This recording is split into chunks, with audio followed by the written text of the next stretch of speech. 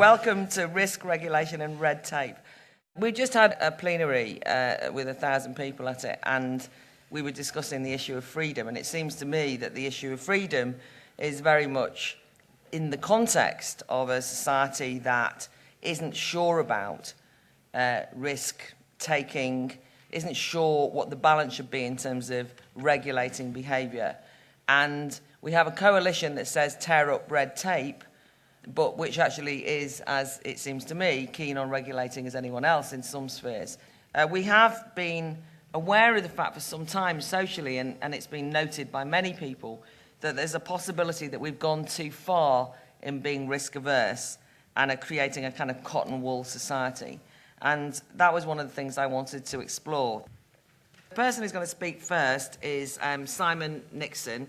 Simon is the European editor of the Wall Street Journal's Heard on the Street column. He's the author of The Credit Crunch, How Safe Is Your Money? Second to speak will be Nick Butler. He's a visiting professor and chair of King's Policy Institute at King's College London. He's a treasurer of the Fabian Society and a former special advisor to Gordon Brown. And he's a former group vice president of strategy and policy development at BP. Next up, we have Josie Appleton. Josie is the director of the civil liberties group, the Manifesto Club. She's the author of The Case Against Vetting.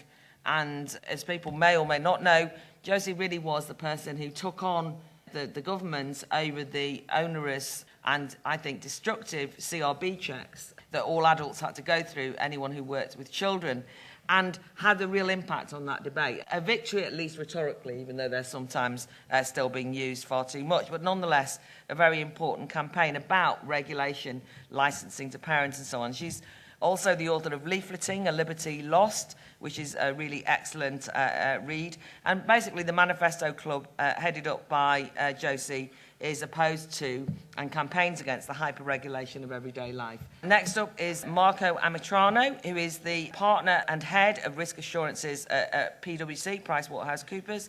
He's an engineer by background, an auditor and an accountant. Actually, a lot of the discussion that I've had over recent years around the issue of trust has led to a kind of, is it the case that in a more distrustful climate in society, we compensate by over-regulating? And a lot of those most fruitful discussions have been, in fact, at debates which we've organised jointly between the Institute of Ideas and PwC.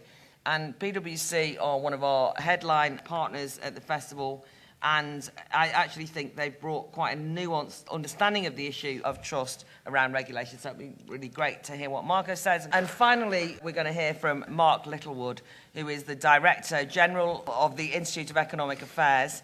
He's the co-founder of the Orange book, the Ginger Group Liberal Vision, and he's been a spin doctor for the Lib Dems. He's worked for Liberty. Anyone who's heard him speak will know that this is a guy not to mess with.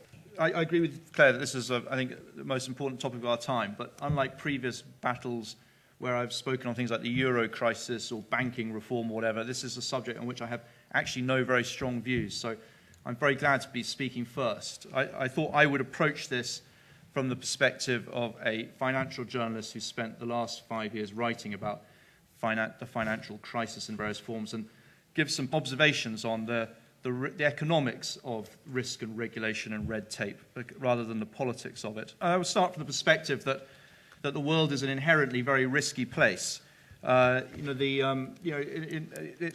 listening to my father grumbling about how his vegetable crop got wiped out by the wet weather all this year, and his apples haven't grown. It has made me.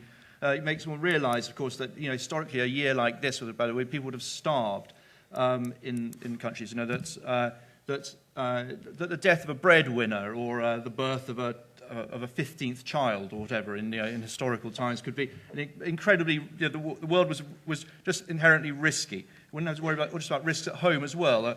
A famine in a faraway country could cause starvation here at home. So the world is a risky place.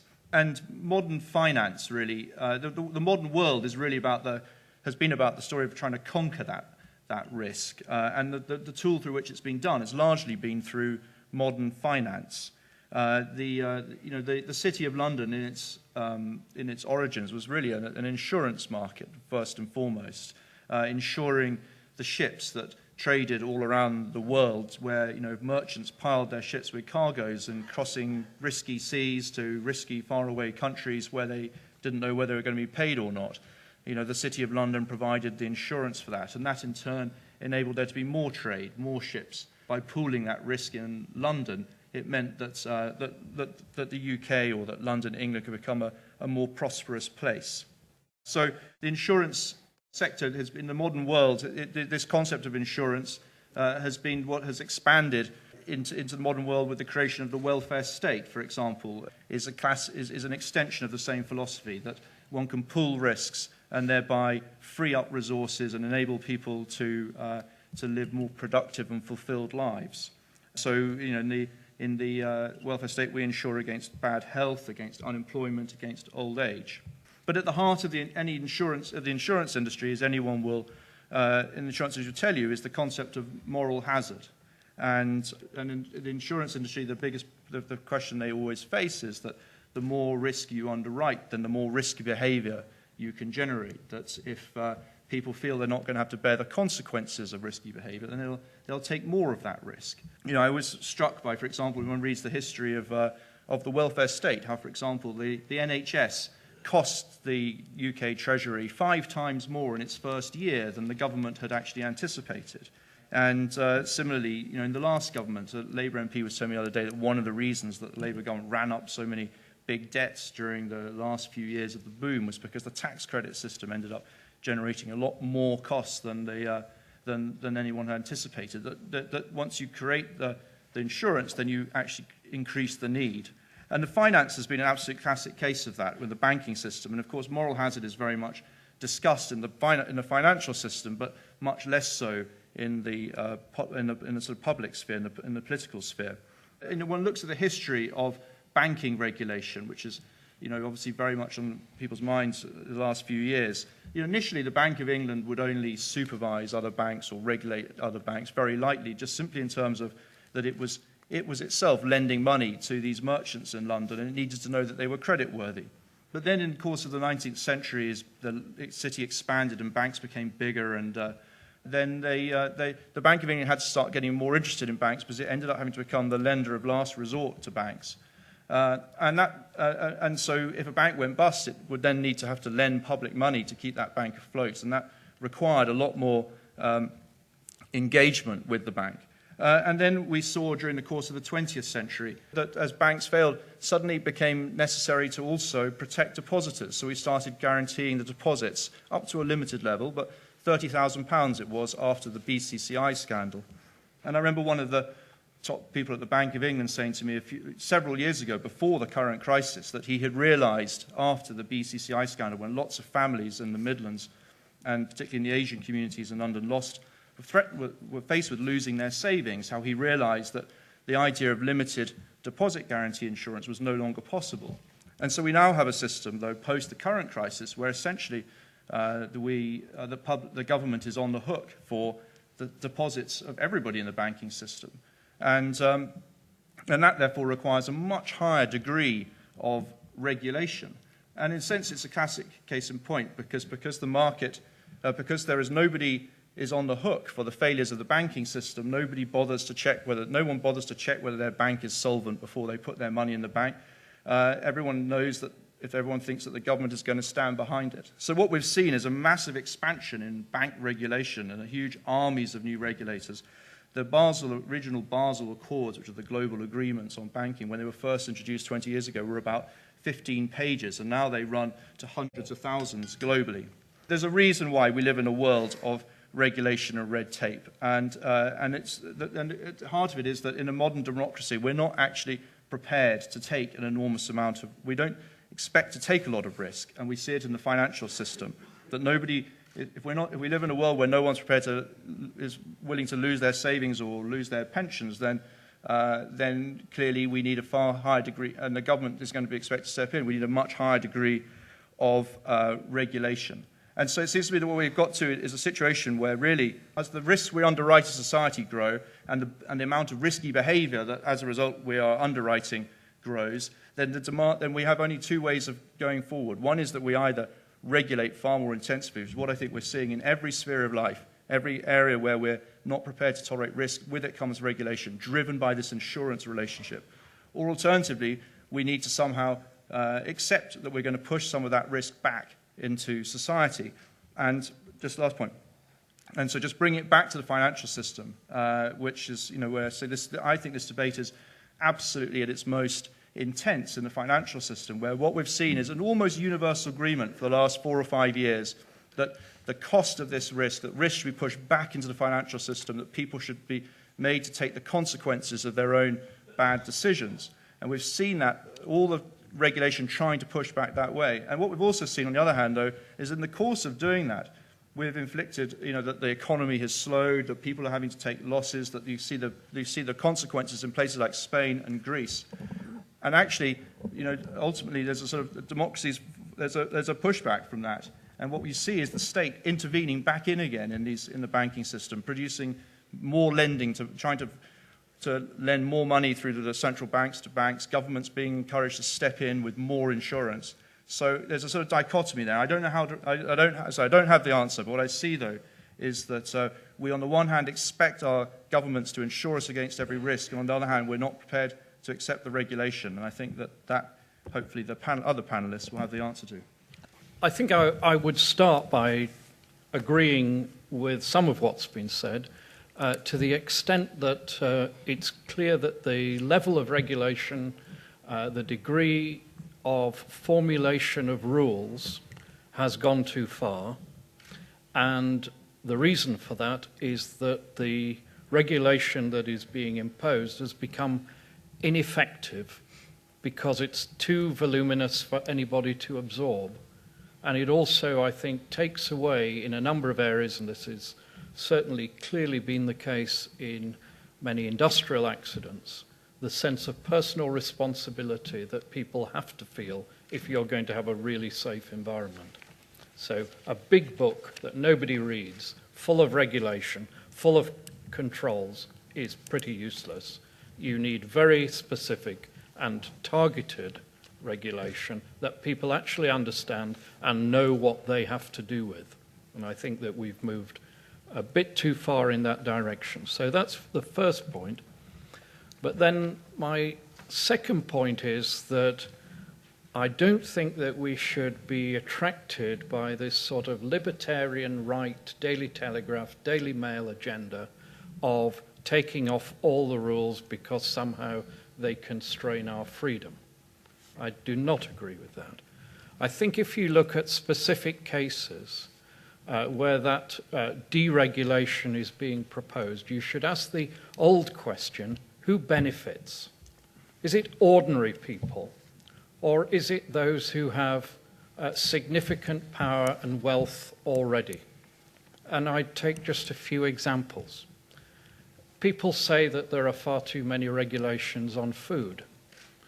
I think it's fine if you can afford to buy the best food, but most of the food regulations were imposed by different governments over the last 50 years to protect ordinary consumers who could not afford to buy the very best and needed some protection from being exploited by people who would provide them with rubbish, which could be dangerous.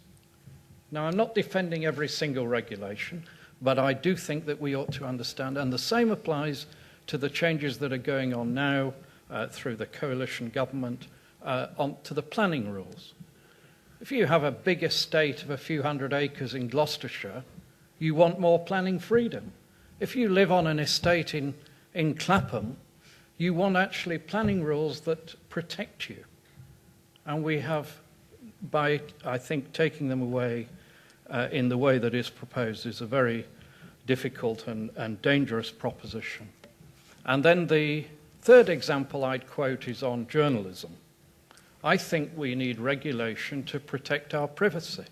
I don't like the amount of data that Google is gathering at all, and I don't like the fact that we still don't have proper controls on journalists from either the Murdoch Press or the Daily Mail intruding on ordinary people and tapping their phones and doing things that are not only illegal, but disgraceful.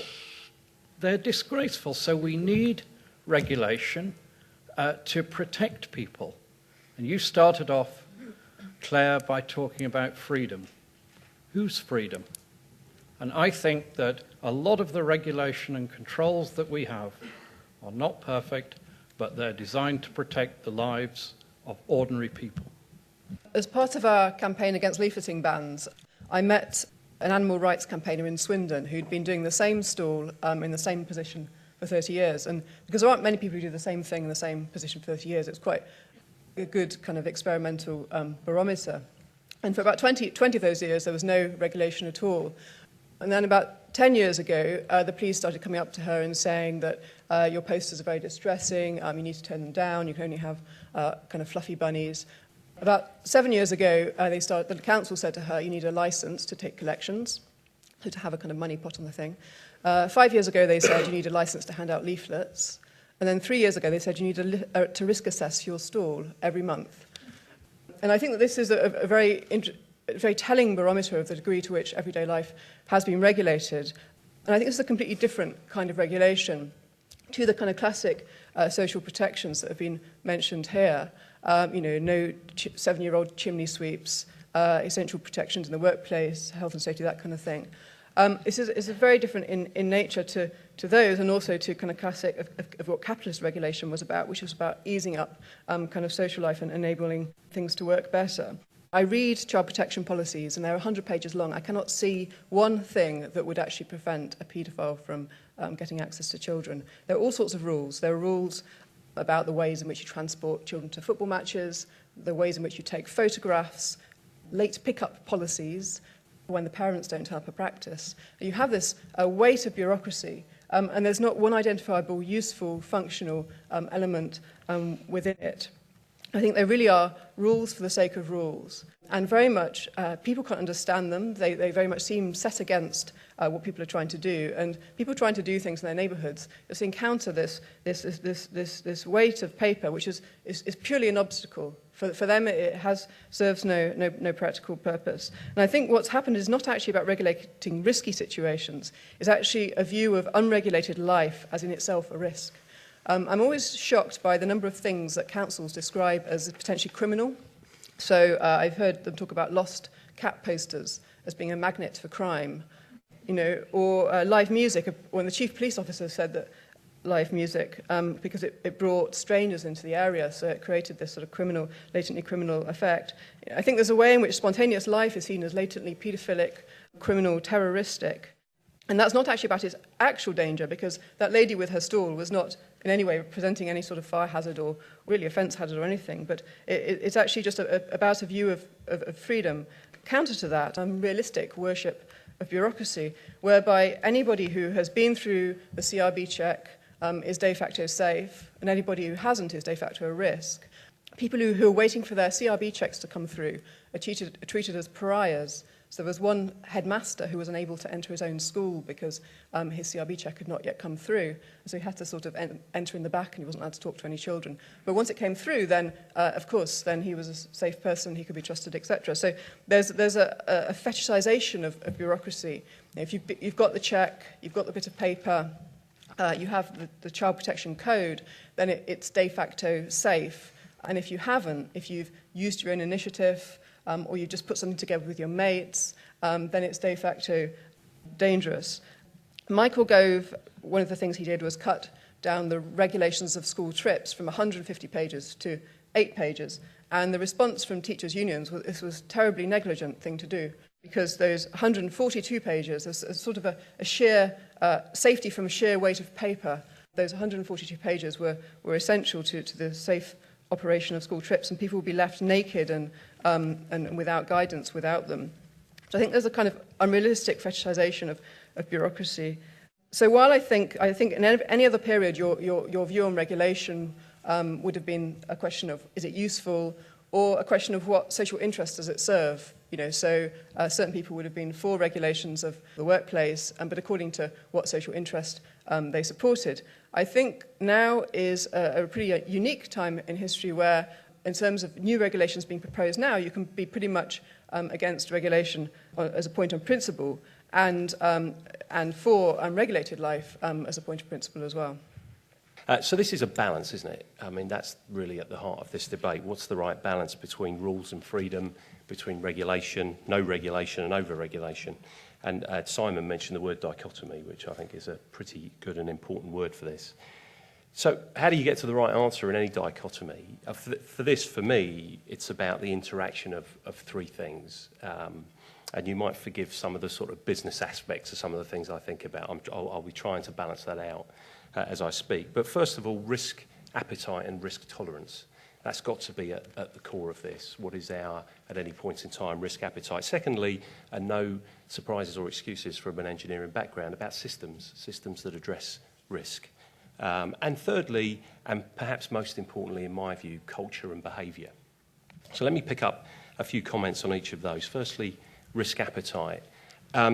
Hugely complex, both in business and society, and hugely emotional, as it can be based on experience, and our attitudes and tolerance of certain risks or threats will change based on that experience. One of my best friends lost his son in a drink driving accident, and went from someone who would have a view on that sort of thing to someone who campaigned for the law to be changed, and indeed just wrote a book on it that was released last week. So the swing in emotion for him and what it meant to the importance and tolerance of something was incredible. Risk appetite is going to be a living thing, and I think that's an important thing to understand, because the second we write rules and regulation, the environment which they address changes. So a living thing in terms of tolerance. So what about systems? Well, firstly, you might define a system in the context of risk, and a risk system would have four components for me. First of all, risk identification. What are the risks and threats and why are they important? Secondly, evaluation of risk, and what is the impact and probability, and that's got to have a role here in terms of what we do spend our time and money on.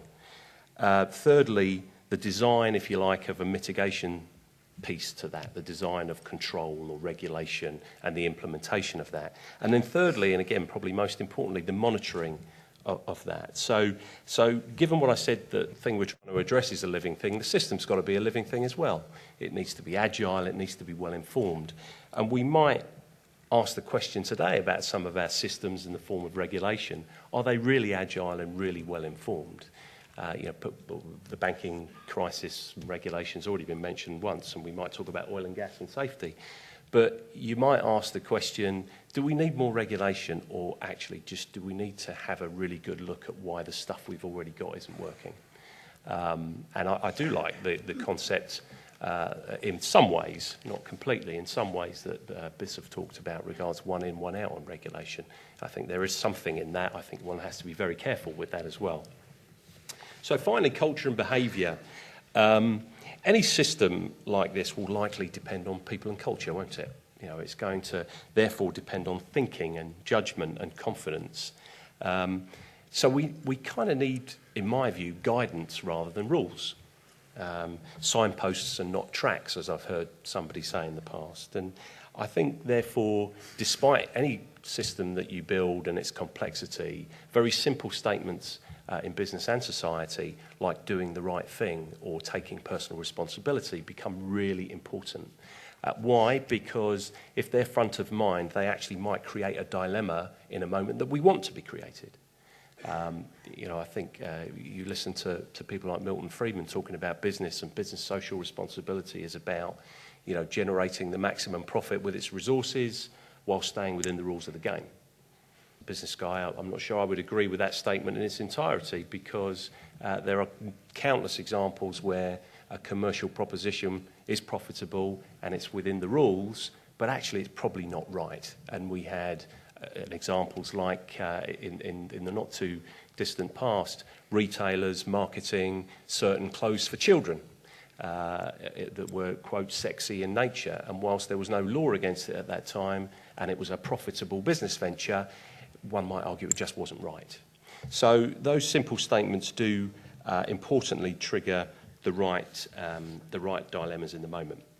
So to me, in summary, this balance has got to be about focusing on desired behaviours as well as desired outcomes. And we might argue whether we're over-regulated or under-regulated, but to me that misses the point. It's, have we got the whole package, and is it a living system, is it well-informed, and is it agile? Claire, thanks very much. And I know you said in all our emails to us that you want us to be extremely brief and succinct, and I'm sure that's even truer of the person who's going last on the panel, so I promise to be so. In fact, I've made a public promise to myself to now never, ever speak in public for longer than I can make love. So in conclusion... Hey, that woke him up already. Right, carry on.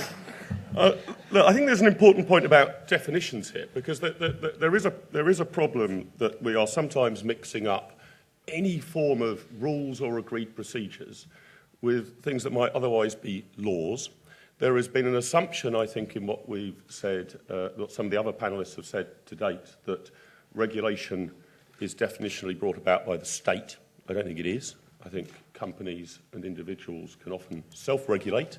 At the Institute of Economic Affairs, a small company, 12 or so staff where I work, we put in place a whole series of regulations and rules that we have no state obligation to do so, but we do them to ensure that we build a certain degree of loyalty with our staff, that our staff have confidence to work there, that our guests have confidence to visit, and so on. So we mustn't assume that the argument here is between some sort of anarcho-capitalist libertarians who want there to be no rules and no laws in society, and those who want there to be a balance of rules in society. I think that the state needs to have laws, but I think an awful lot of regulation can actually be self-generated in the marketplace. And politicians, to my mind, seem completely incapable of doing this. I'm reminded of a terrific episode of The Simpsons. I looked it up before I came here. Season 8, Episode 2. It was an episode called You Only Move Twice, which was a spoof on the James Bond movie You Only Live Twice. And the supervillain, who's supposed to be Blofeld, he's in this episode called Hank Scorpio, appears, as they do in Bond movies. His face is broadcast straight into the United Nations General Assembly, making threats to the assembled leaders of the world. And he makes some threat that if they don't comply with his immediate demands within an hour, then some nuclear device that he's set up in New York will blow up and kill millions of people with it. And in this Simpson episode, one of the world leaders round the table says, "Yeah, well, he might be bluffing. He could well be bluffing. We don't know he's really got a nuclear bomb somewhere in central New York." And then the other says, "Well, we can't risk it. We can't risk it." And then yet another senior politician says, "Why not? I want to risk it for once. We always say we can't risk it. I want to risk it. Let's take the risk." And obviously it's a joke because no politician or bureaucrat ever says that. They're never incentivised to say that. Every incentive for every politician and bureaucrat is to do everything at any cost to reduce the risk of anything bad ever happening to anybody. And if that doesn't work, to do more of it. And this is what we see over recent decades. To give an example, if you look at the potential dangers associated with smoking cigarettes, I think a case could be made that in the 1950s a good number of people were unaware of the potential risks associated with smoking cigarettes. Cigarette companies would put up posters with doctors recommending a particular brand because they were good for your throat or help clear your lungs. But that was put to bed.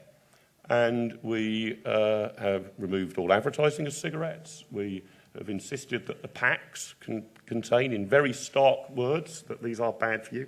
I would assert, I haven't done any opinion polling myself, that 99.9% of all adults in this country must be aware that smoking cigarettes is potentially very bad for you. But this still isn't enough. This still isn't enough. That's not battle won. No problem is ever solved. So more regulation is always the answer. And I think that at a governmental level here in the UK, and I've got some direct experience of it, it's worse than that. For my sins, I've spent a reasonable amount of time over the past 12 months as an independent advisor to the government's red tape challenge. And this is a government which professes itself to wish to actually remove red tape and regulation, and I believe they're broadly sincere in that belief. But when you get down to any specific regulation, there are 1,000,001 reasons why it can't be removed. So to give you an example, we were looking at the regulations surrounding professional money lending. which are a block to a lot of new finance platforms, peer-to-peer lending platforms. Potentially, if you lend somebody 500 quid over a peer-to-peer lending platform, are you now a professional money lender? This is a potentially substantial regulatory hurdle to these new businesses getting off the ground. That was accepted, but still the government was extremely reluctant to remove the regulation because the criminal prosecuting authorities argued that the professional money lending regulations were a very good way to track down loan sharks, to sort of, if you like, enter their properties and look through their books and then discover a whole raft of other crimes. So regulations stay in place for all sorts of different and, in my view, insane reasons. And I think we've got to get away from this argument of balance, security versus liberty. If we have that argument that we somehow can perfect the balance between the number of rules that the state brings in and an acceptable level of freedom against risk, I think freedom will always lose. That's what's happening. If you look at some of the utterly absurd regulations that have been brought in to prevent another 9/11 incident happening, again, to give an example, I think this has now been lifted, but the selling hosiery was banned at Heathrow Airport for the fear that this could be used to strangle people on board an aeroplane. And therefore you could not buy this from Boots once you'd gone through security. Stockings and tights, far, far too dangerous. You could bring as many on the plane with you as you wanted, as long as you'd brought them from your own home. But you couldn't actually buy them at the airport. Now, it seems to me that the only Al-Qaeda threat that actually addresses is that the Al-Qaeda terrorists turn up at the airport and one of them says, right, who brought the tights? So, oh, God damn! Oh, we left them back at the house. What are we going to do? What are we going to do? Well, fortunately, there's a Boots over there. Why don't we go and buy some from Boots? And they walk in, and suddenly they surrender themselves because they've been foiled again. The brilliant security forces have managed to actually rumble their plane. My solution here, and to this wider problem, and I say this with a heavy heart, I'd like to find a kind of government that had the political will to really properly deregulate, not just stem the flow of regulations, which this government is doing. But I think that we're actually going to have to move to a world in which we accept that the way it's presently set up, more and more regulation is going to be a way of life. So I think that we need to move to exemptions from regulation. Actually, oddly, this might mean a longer list of regulations, but it should be easier to exempt yourself from it. It should be easier to write buyer beware, or in its original Latin, caveat emptor, on a product or a service. And we can marketise regulation. If it is true, as was suggested earlier, that the poor really want regulated food products, they will still be available. But they will have to compete with unregulated food products. And the poor people can decide for themselves. If you want to buy a traditional regulated can of cola that lists on the side every E number and every piece of sugar in it and everything else that's possibly in the tin, fine, go and buy one. There may be a higher price attached to it because of all the compliance with the Food and Drink Standards Agency. If you want to take a risk, you can buy a can of cola that has in very plain writing on it, buyer beware or caveat emptor. And I actually think exemptions from this and allowing choice at the level of the individual citizen about whether they wish to buy regulated products or services or whether they want to take a risk might actually be the way to begin to crack this problem, not hoping that Sir Humphrey Appleby and the enlightened civil service suddenly the scales fall from their eyes and they start to roll back this frontier of the state. Thanks very much. I wanted to, first of all, ask you, Simon, just in terms of the kind of red tape initiative, there is this idea that, you know, the British economy is held back by over-regulation and red tape. What's your feelings on that? Firstly, I think that's an interesting point came out of this debate was, you know, where does all this regulation come from? And I think, you know, clearly a lot of it comes from the state and is quite a lot from big business and quite a lot from the bureaucracy trying to protect its own jobs. But I suppose I come back to my point that most of this is about insurance, to try and protect people from either from risks that have been transferred to the state or to insurers themselves, or it's about ensuring that having transferred the risks, these risks don't balloon because of moral hazard and increases in risky behaviour. And I think that's what most of this is about. And so, you know, Josie made the point, you know, with all these CRB checks saying, well, it won't prevent any paedophiles getting through. But I think that misses the point of this regulation. It's not necessarily designed to protect the children. It's designed to protect the institutions. Yeah. And that's what a lot of it is about. It's about protecting people from being sued. I dare say that if you ask the councils about the leafleting, they would probably say, well, you know, 30 years ago, we wouldn't have been sued if someone tripped over on a wet leaflet on a pavement and broke their collarbone. So a lot of this stuff is coming from the fact that we, the public, are just demanding more and more in terms of our own risk tolerance has gone down dramatically. We now expect to be able to be compensated for every misfortune in our life. And, so we as a society place this burden.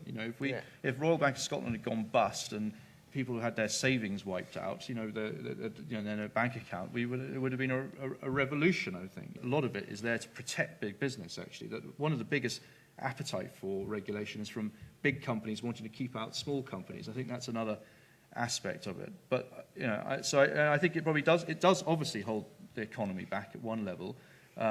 But the flip side of it is that if all that risk that is being transferred was transferred back onto the people who are actually creating the risk, then actually that also would slow the economy too, and that's what we're seeing in the banking system. Actually, Josie, I think that Simon makes a good point there that affects the things that you're talking about as well, but which is, to a certain extent, people want to be protected. And one of the things I find very tricky in the debate about freedom is people do sue. And actually people demand of the government often, I want to be safe at all times. I don't want you to take any risks. And then there's the whole insurance thing. So, I mean, how does that fit with you kind of running a kind of popular campaign saying, state, get off all... I'm not saying you do that, but you know what I mean? Leave us alone or all the rest of it. If, in fact, the public are a bit ambivalent. I think people have very much internalised this, and there is a demand. Some of the craziest regulations I found have come from local groups inventing them for themselves. So there's one sports club that they had invented a photography license system for parents to take photographs of their own kids, which involved wearing an armband, and which was not transferable between parents, incidentally. So each parent would have to get their own armband each year. So, and there was no one told them to do that. There wasn't a government policy. That was coming from absolutely nowhere. I think that internalisation, what that's really about, is an idea that, in a way, I want guidelines. And so often people's complaint is, I want not that there are guidelines, but they're not sufficiently clear. So people have very much internalised that kind of fear of unregulation, what happens if it goes wrong, etc. But I think there's a great ambivalence, and so people are also very much experience it as frustrating. And I think that almost the same people could be quite conservative or quite radical, depending on the context, depending on what the people are saying around them. I think that the first dynamic is always the state. I think that with most of these regulations, you can see some form of initiative from what I call the clipboard class. The kind of a class of bureaucrats within the state whose mentality does drive these things. So in many cases, it's a question of something that makes their life easier. So police authorities are very keen to ban alcohol at any opportunity, so any kind of public event, they ban alcohol because it makes their life easier. If it's a dry festival, then it's easier for them. And so the kind of reorganisation of social life around the kind of ease of the authorities, I think that's one important dynamic. And the other thing is job creation. There's a lot of bureaucratic agencies that charge you a fee in order for them to then monitor you. So, and they're almost like semi-autonomous parts of the state, so they raise their own fee. The CRB, they charge you a fee to then run your check through and monitor you, but in a way it's like you're being taxed to support the bureaucratic functionaries. So I think that the dynamic is from the state, but people have internalised that, but that can change very quickly at a local level according to the campaigns you run. You can change those views, and people think they would say, oh, we have to do it, there's no option. Then actually you have a campaign and think, well, actually, no, I'm not going to do this anymore. Okay, thanks. Nick, we had a bit of a joke the other day. I was on Moral Maze on Radio 4. Somebody came in and showed up a BBC poster from the gents' toilets that said, please wash your hands. And then it said, and he said, for God's sake, you think we were children. And then on the bottom it said, for more information, please look up BBC Radio 4 riskybehaviours.com or something. God's sake. Anyway, I mean, and you couldn't make it up. So, because you were making the point, we should avoid the kind of right-wing libertarian Daily Mail sort of agenda. But I think the sort of health and safety madness might have a bit more to it than just that it's a kind of a made-up figment of some right-wing imagination. You can't feel that there aren't things that which started off in the legitimate sense of protecting workers' rights, for example, haven't gone completely balmy, is the point I'm making.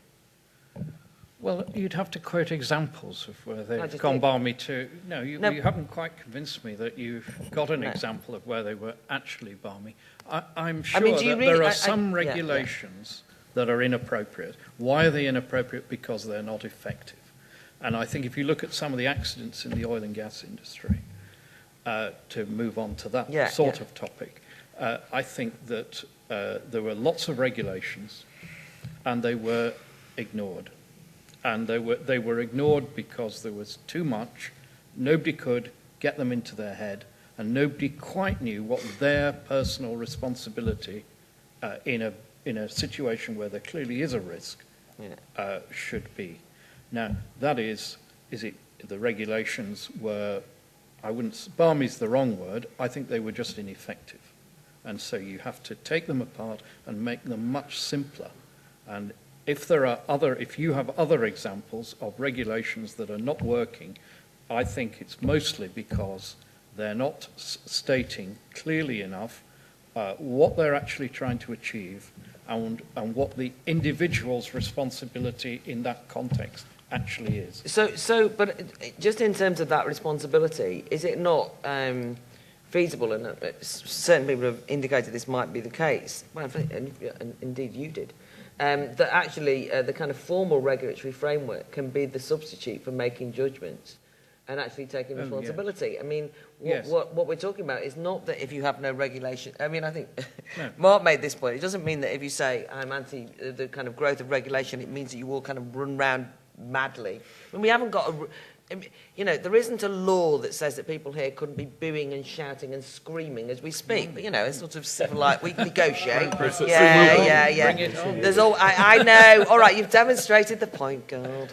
Anyway, but I'm saying that's the point. Is that people could, they don't. There's a kind of rational. We're all grown-ups. So why do you need all of this layer upon layer? You don't need the layer upon layer, but you Yeah. need one layer. Right. Okay. You need a clarity.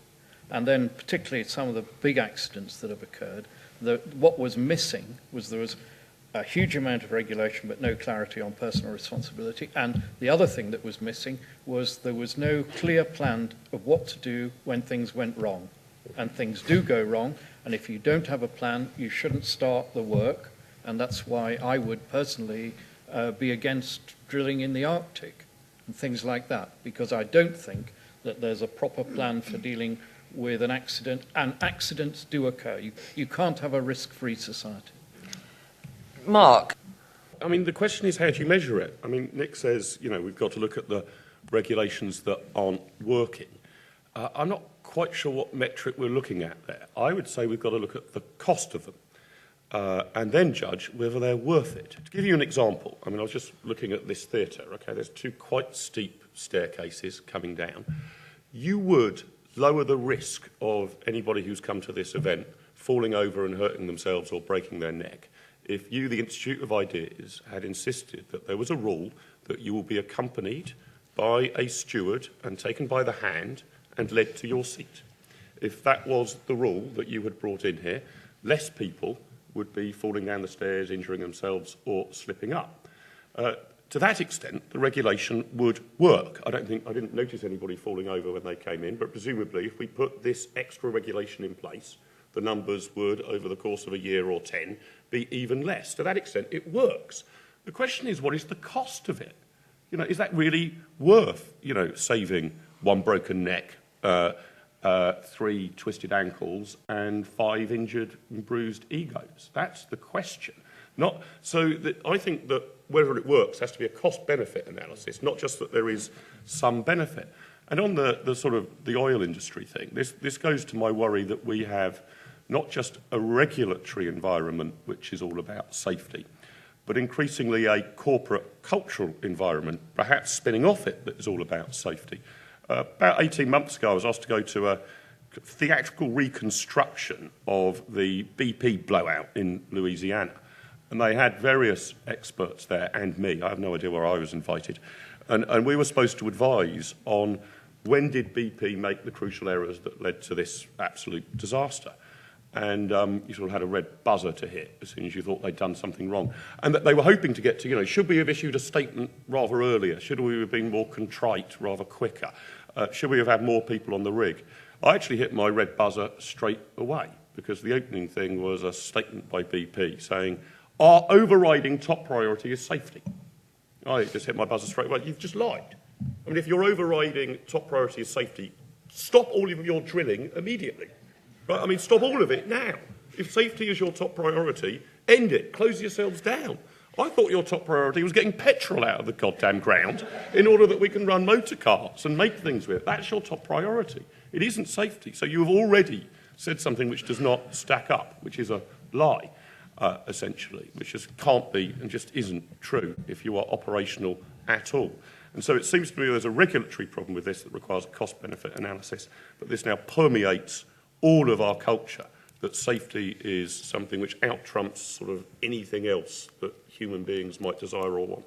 Marco, do you recognise, A, that kind of peculiar atmosphere that's happening in the corporate sector, which I think is very, very clear? I mean, my concern is that BP are more interested in safety. I mean, that in a way, what seems to have happened is everybody's become so, I can't remember what they're doing anymore. I mean, and it kind of, so there's that, but also people have talked about watching your back. And I think, and I also wanted to know what you thought about the moral hazard thing, because one of the things I want to throw to the audience is the moral hazard. I think Simon's raised a really interesting point there. And I agree, safety is our top priority as a cold statement. You would question because they're in business to make a profit with shareholders, etc., etc. But I do think the measurement question is a good one, and where it sits on a genuine balanced scorecard for an organisation is pretty key. So in my organisation, we have 5 strategic priorities. No excuses for saying one of them is revenue and profit growth, but the other 4 are about our reputation and about the quality of auditing, for example, where the auditing profession, of course, currently in discussion about the effectiveness of it, what needs to change, etc. So I think a cold statement like it's our top priority or only priority is going to draw a bit of criticism, but it's got to be up there ranking pari passu, in my view, with other important priorities for a commercial organisation. So, we talk about cost of regulation. Again, I agree, that's got to be looked at. Simon's point earlier about insurance, you can then combine those two and you start getting to opportunity cost, right? What actually, the cost of something going wrong versus the cost of implementing the regs. And I'd stand by what I said earlier on. I think you have to go back and take a hard look at what we've already got and decide whether it's fit for purpose now and take out the things that are costing money that aren't. Whose risk are we worried about? And I think the debate so far is missing the point that de-risking itself can actually increase risk elsewhere. And if I can illustrate that with 2 examples from the pensions world, because until recently I was a trustee of one of the biggest pension funds in the country. Pension funds generally themselves have been subject to massive regulation, all stemming back really to the day that Maxwell stole money from the pension fund. So in that very, very unlikely event of that actually happening again, there has been a whole load of regulation, the outcome of which has been to cause almost all companies, certainly in FTSE 100, to close down their defined benefit pension schemes.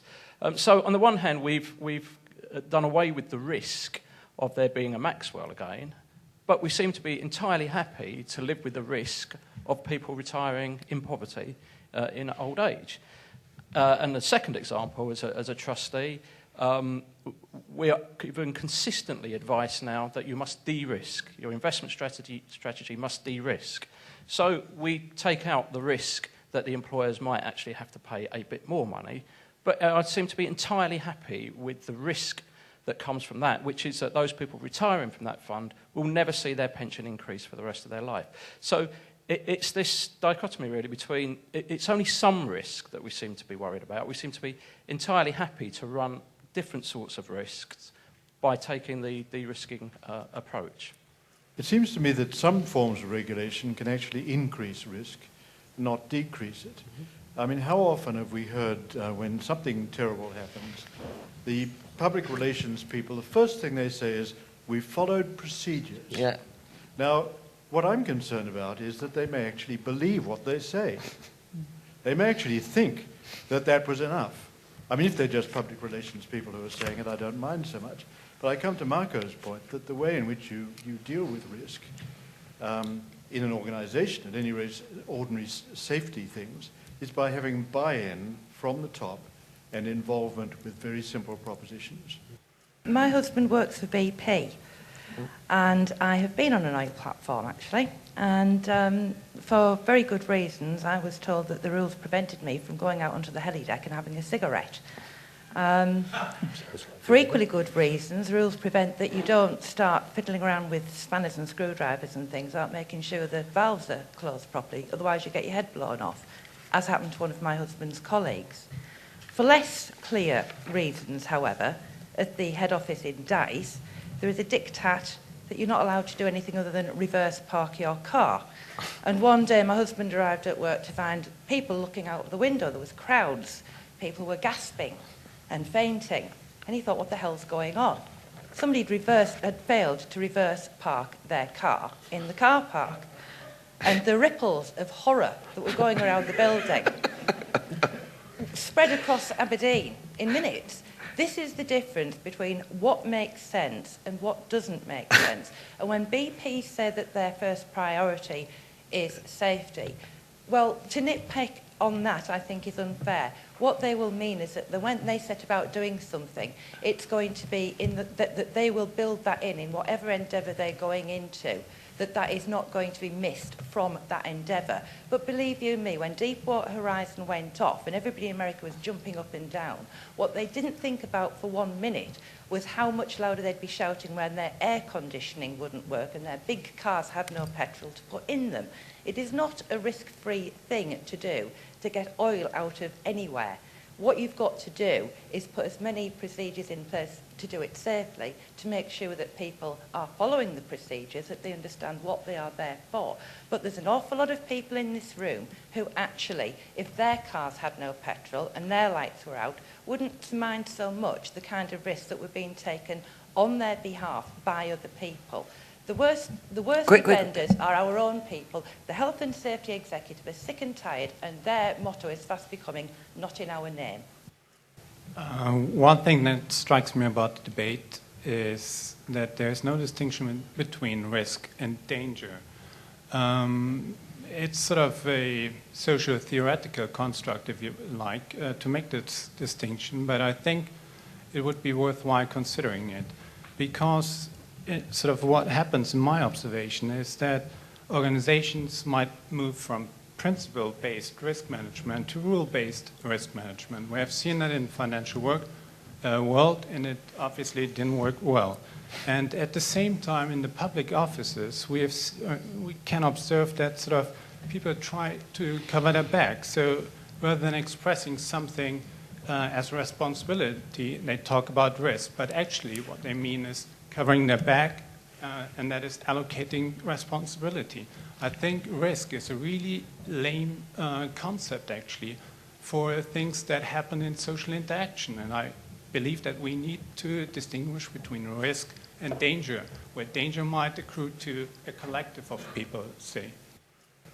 I don't think they are just covering their backs. There might be some of that going on, but I do actually think they believe it when they say they're putting safety as their first priority, and that's actually what causes some of the problems.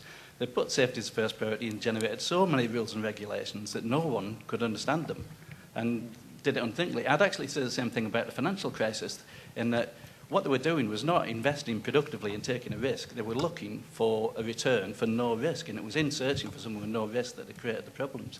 So I think searching for safety creates its own risks. We need to distinguish between risks, which are, we've all said, risk is part of life, and then how we react to risk, which is part of culture. And it's actually our culture, which is extremely pessimistic nowadays, that lends itself to an overreaction to some of these things. So you can look at a real risk. Manila will flood this year, I can guarantee you that. And you can have one of two responses. The dominant response is to say there are too many people there who've put too much concrete down, which prevents the earth from absorbing the rainwater. That is the dominant narrative contemporarily. Or the alternative response would be to say, well, actually, we haven't built enough. You know, the sewage system, the drainage system still dates from the 17th century, and it's time to actually move ahead. And that's the key debate that's occurring in the modern world at the moment. Currently, all our leaders and civil servants are trained to imagine what is the worst-case scenario. That is a cultural norm that is quite new. It was never thus in the past.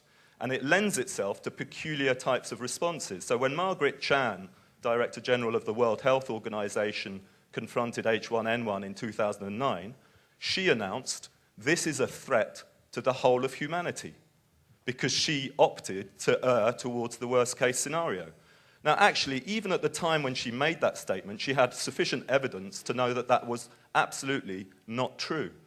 And then a bandwagon of public health officials started around the world who have created their whole careers around preparing for worst-case scenarios, who could not stop themselves from acting upon it as if it were the worst-case scenario. Therefore, what you have is something that's culturally driven. Yes, there are real risks. Yes, we must address them. But first and foremost, we need to challenge the cultural presumptions that shape our perceptions, the prescriptions people attribute to these situations, and the deep pessimism that really largely drives our responses in quite irrational ways.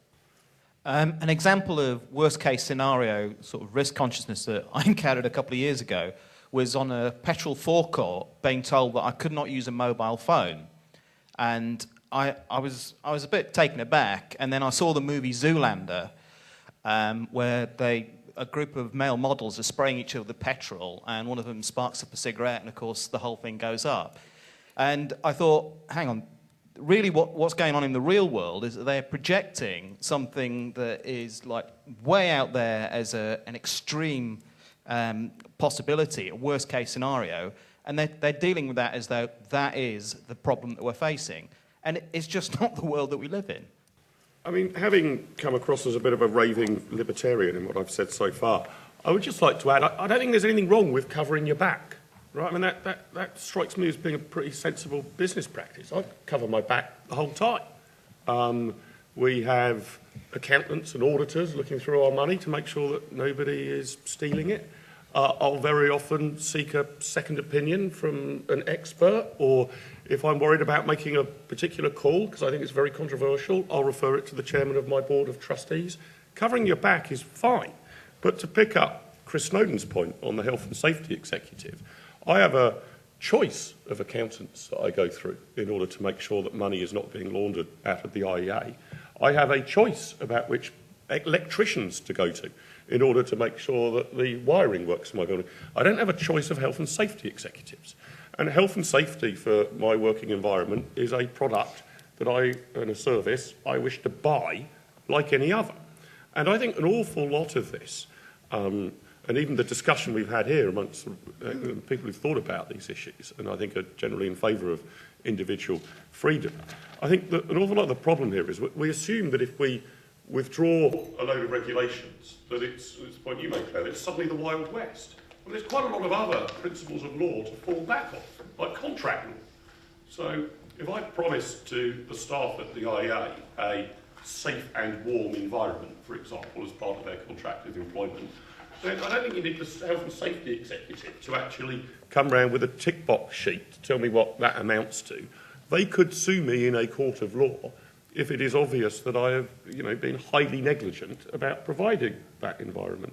And just like I have to make balanced decisions on the cost-benefit of everything else we do, a reasonable proportion of which is covering our back, I would make a cost-benefit analysis in this area as well. So the health and safety executives should have to compete amongst other health and safety advisors and experts in the same way that lawyers, doctors, dentists and plumbers and electricians do.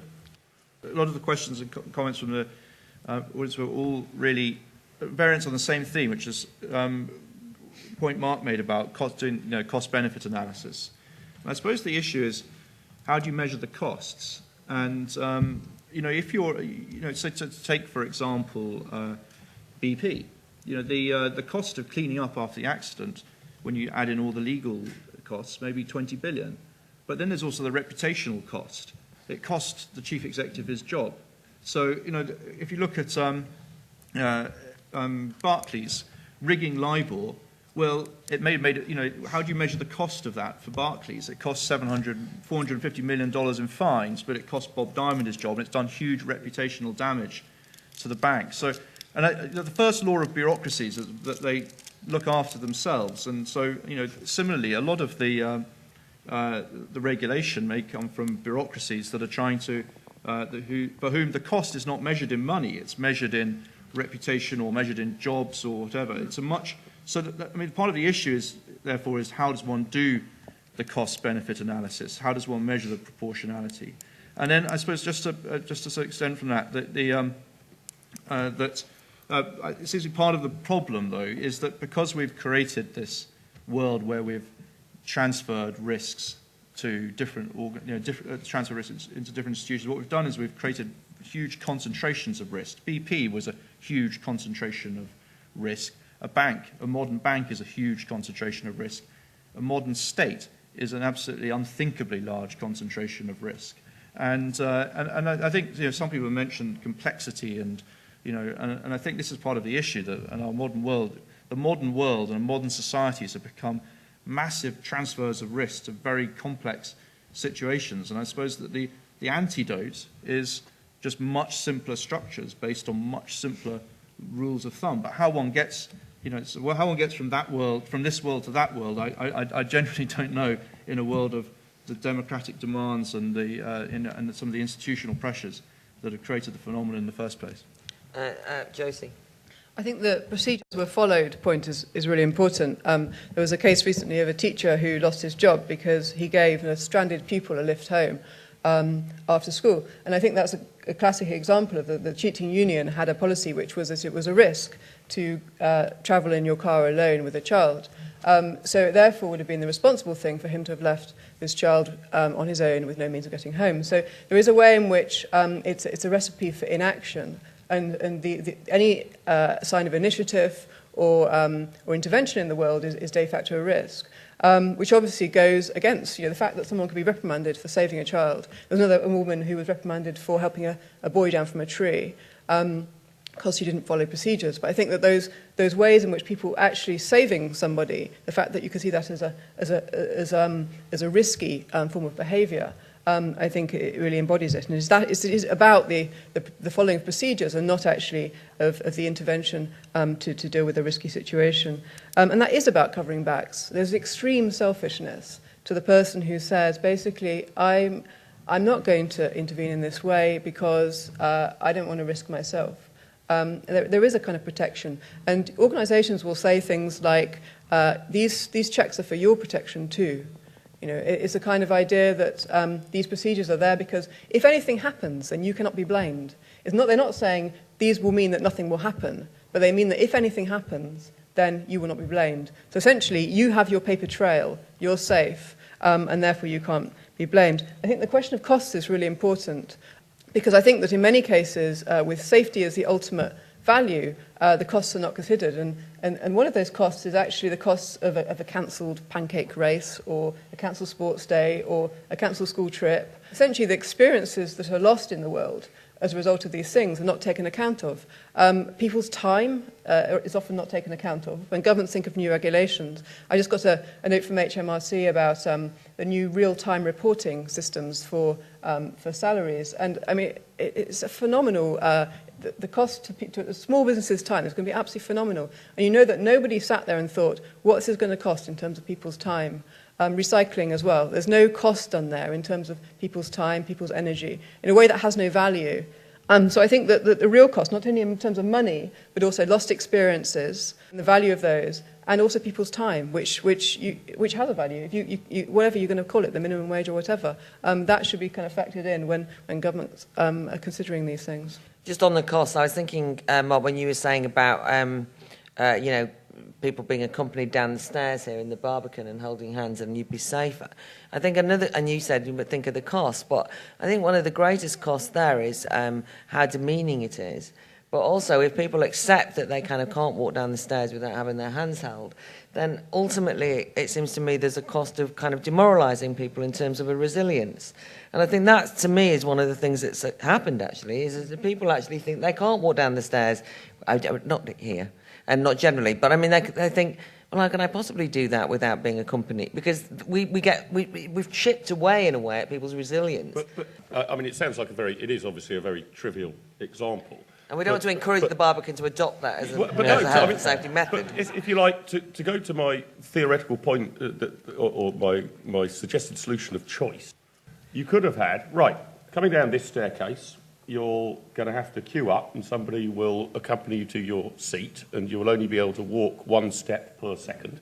Coming down this staircase, run however fast you like, but if you trip over and break your neck, that's on you. So the people coming down this staircase have a greater chance of breaking their neck. The people on this staircase presumably have a longer queue and potentially having to pay for an extra ticket. Now, I'm not saying that in something as small as this you would marketise it, but you can give people different choices. To me, I guess listening to the comments people have made, there's no question that underpinning getting to a better place is going to be, the exercise of common sense, trust and confidence, all of which take a massive hit when something bad happens. So things then become about using common sense to rebuild trust and confidence. And for me, consistent with where we open the debate, that's got to come down to a focus on what things like doing the right thing, values, beliefs, and giving guidance around those and what scenarios look like. Increasingly in business, the way to address risks is becoming something called reverse stress testing. Actually dry running things happening, so then actually things that are of value are built to address those risks rather than constantly guessing at something that will just placate somebody who needs an answer now. I want to go back to the point on culture. I agree, there is the culture of pessimism.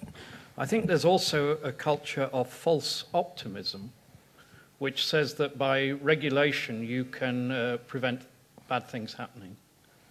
Most regulation is actually responsive to events and driven by a belief that we can control the things that have caused those events, and that's not always true. I think we should see regulation as a dynamic process, and we should be prepared to review it rather than just allow it to accumulate.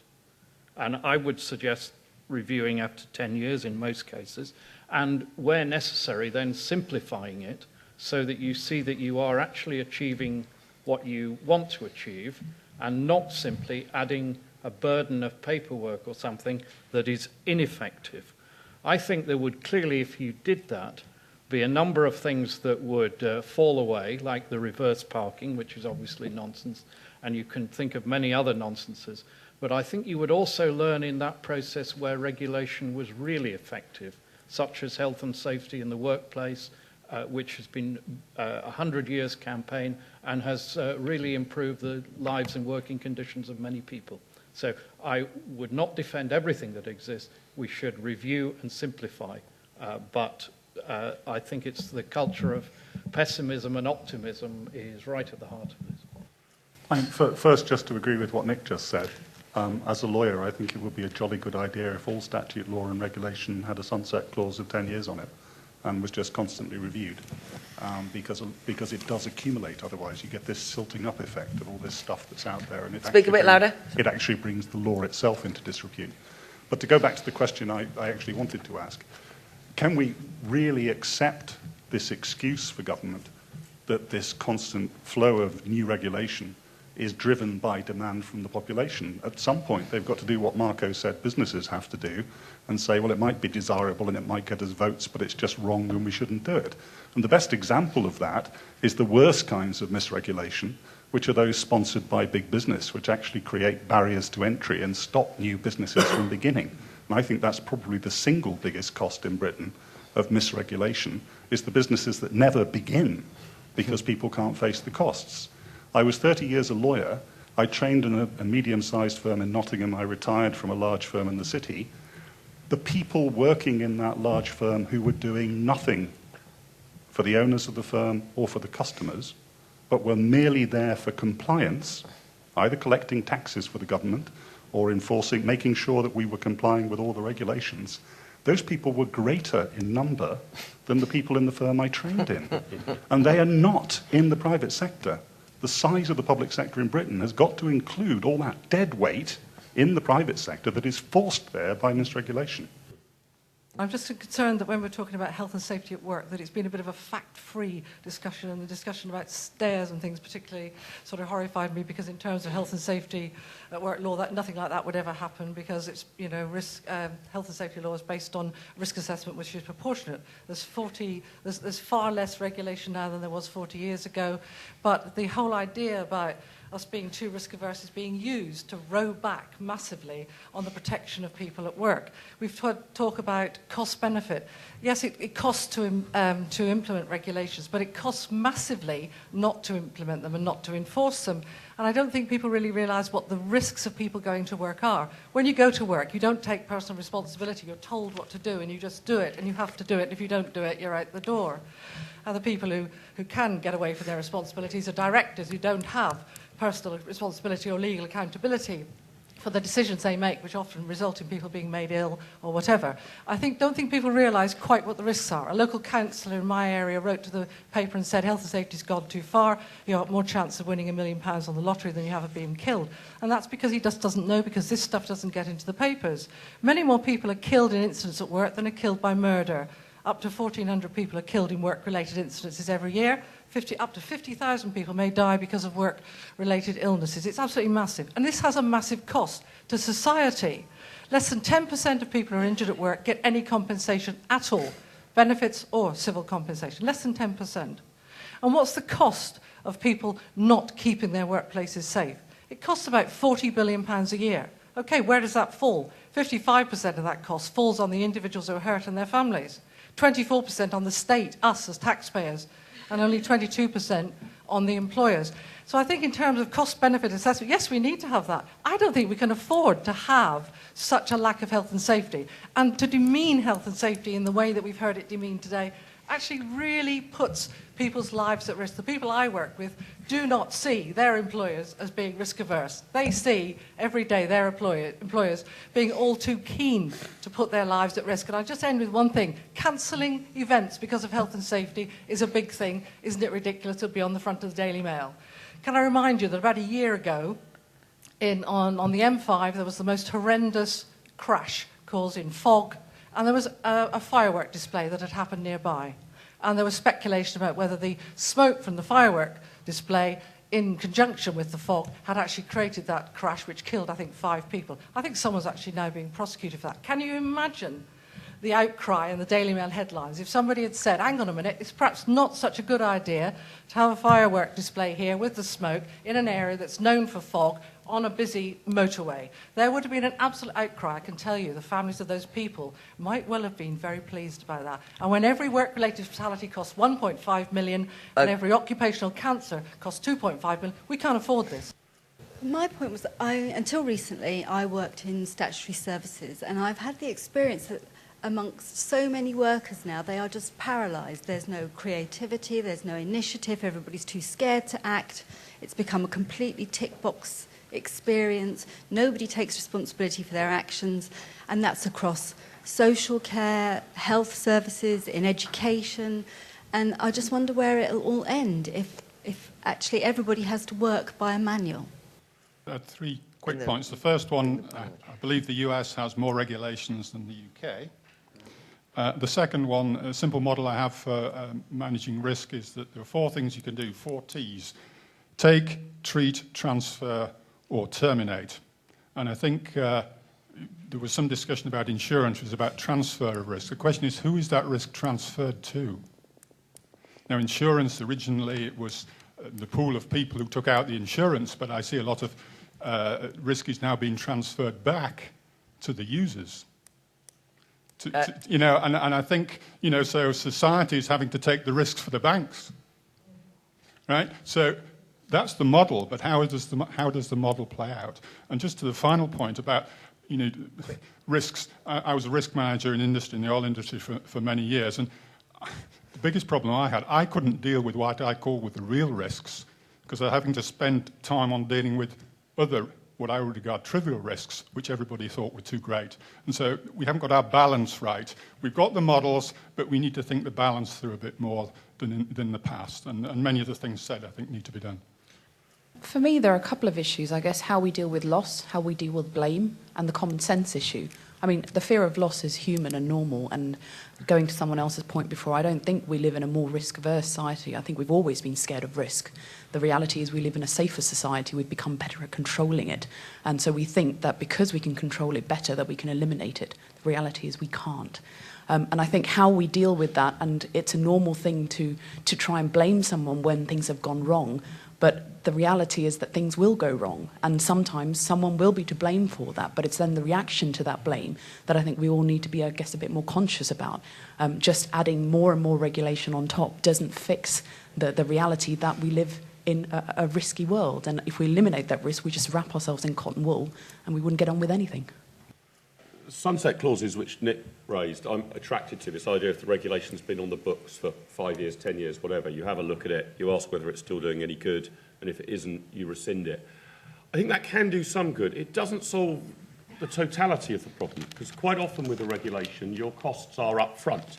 I mean, imagine a regulation that says you must build a rail by every staircase in every theatre. Well, once the Barbican Centre has built, constructed and nailed those rails to the wall, in 10 years' time, saying, well, actually, you no longer have to do so, isn't much of a cost saving for the Barbican. I guess they could pull them out if they wanted to, but quite often the costs are up front. This lady at the front, I agree there's a balance between risks and costs, and it goes really to what you were saying, Claire. I don't really buy this view of the world, that here in the UK, if you like, every employer is desperately trying to get away with making sure that every employee is running a high risk of tripping over wires, getting sick, dying of a cardiac arrest, falling down the stairs or such like. That's not true. You are under a sensible, self-interested desire to treat your guests and employees well. So I'm quite worried that staff at the IEA might fall down the stairs or might not be able to get out of the building if it's on fire. The question is, how and where do you assess the balance of cost and risk? And if it really is true that we haven't done enough on it, well, there's a market solution to that. The final thing I would say, though, is that although we've all spoken about how everybody's incredibly risk-averse, we're all wrapped in cotton wool, isn't this going to be a completely sort of undynamic, tedious society in which nobody ever does anything? Yeah, that is a worry, but I don't think it's the totality of it. And you referred earlier, Claire, to Felix, that complete lunatic who threw himself out of a balloon. Was it 23 miles up? 28. I mean, 28 miles up. I mean, it's absolutely extraordinary. But the response to that seemed to be, what an heroic, unbelievable, incredible thing to do and to achieve. I mean, I understand it very nearly went wrong. And presumably, if it had gone wrong, that would have cost him his life. I can't see how you can get out of that with a broken ankle or a twisted knee. And presumably, there were in place a range of contractual arrangements. I know there was a problem with his visor steaming up. That had he died, there may have been an issue about whether Red Bull had provided their contractual pledge to him. I mean, no use to him, but I mean, there is at least an incentive position in place that presumably his family or his wife or whatever would have inherited. But the chance that he was going to die by taking a high risk, doing that rather high risk thing, was rather greater than the chance that you would die if you're a standard office worker. And I was rather heartened that this seemed to be a high risk taking job, being a skydiver from 28 miles up, that everybody rather applauded. And so I hope that we can be a bit more pro-Felix and a bit more sceptical about state executives in the years to come. Well, the word of the day is balance, isn't it? And it keeps coming up. I think, I thought all the points that were made today were good. I didn't get a sense that anybody said anything on the panel or in the audience that was anti-health and safety regulation, for example. But and I think we'd all agree that regulation has a place to play, but it's probably not the total solution. I actually think that a lot of health and safety regulation is the direct opposite to the stuff you're talking about in terms of health and safety at work. In the sense that those are very much, they came out of demands of people to be protected from circumstances they couldn't control. So essentially shipping companies sending people to sea in ships that they knew might sink, but they were well insured, so they didn't care, etc. So expendability of workers' lives, and workers very much demanded to be protected from those attitudes, which hopefully are more enlightened today, as Mark said. Health and safety has the opposite content now, which is an imposition upon people to stop them from doing something they want to do. You know, when people are trying to do something they're told they can't do for health and safety, essentially it's completely the opposite relationship to the regulation, which is not an extension of your freedom, but actually a repression of it. And the stuff that you're talking about still exists and is still very important. But I think that the new stuff now has a completely opposite content. I think I'd like to defend the tradition of self-regulation, which has been a very important tradition in this country. I think it's the only country in the world where you've had large numbers of institutions that were completely self-regulated. You know, the city, the media, you had all these institutions that worked very well upon principles such as my word is my bond. It may seem odd, but it works. But essentially, large amounts of civil society institutions were run, and they had rules, as Mark said. It wasn't that there was anarchy. They had rules, but they had rules that they made themselves. And so for me, the question of self-regulation is a question of, is it a rule you've made yourself, or is it a rule you've made to comply? You know, is it compliance? Is it for the third party? Or is it actually for something that eases the sensible operation of your club? So don't come into the clubhouse with wet trainers, or all those sorts of things. But essentially rules for yourself, or is it rules for the third party? Most of the regulations of the last half century, both in the public sector and in companies, on employment, on the environment, on social behaviour, have been effective and have expanded individual freedom for people in this country. I agree with Mark that they have not destroyed the UK as a creative and open society. Quite the reverse. I think they're obviously not perfect. Sometimes there are too many, and if there are too many, they cease to be effective. And sometimes there are too few on things like payday lending, which is a disgrace and ought to be tackled through sensible, practical regulation. So I think our aim, and maybe we'd agree, is that we should get better regulation because the process is dynamic, not static, and we should not throw it all out, but look at how it's really working and try to improve it. I think the modern world one of the triumphs of the modern world has been the way in which we've managed to manage risk, to use the expression someone used earlier. I think that and I think modern finance and modern financial theories have played an incredibly important role in that, creating fantastic prosperity and much more safe and easier lives for people. But I think that there is a flip side to that, which is that what we've discovered over the last half century at the same time, though, is that as we've managed risk, we've also socialised those risks in a way that has, by absorbing a lot of those risks at the centre and in the state, we've allowed the state to take a much bigger role in terms of regulating our lives. And I think that if there's an answer to all this, it has to, if I look at the financial world, it's quite clear in the financial world all the work is going on. How does one try and create a system where you privatize or re-privatize those risks again? How do you keep the state out of it and try and put the risk back onto the system? I think in almost all the areas we're talking about, that is something that one should aspire to, but I think that we shouldn't at the same time be complacent about the fact that that has huge social and political costs to it too.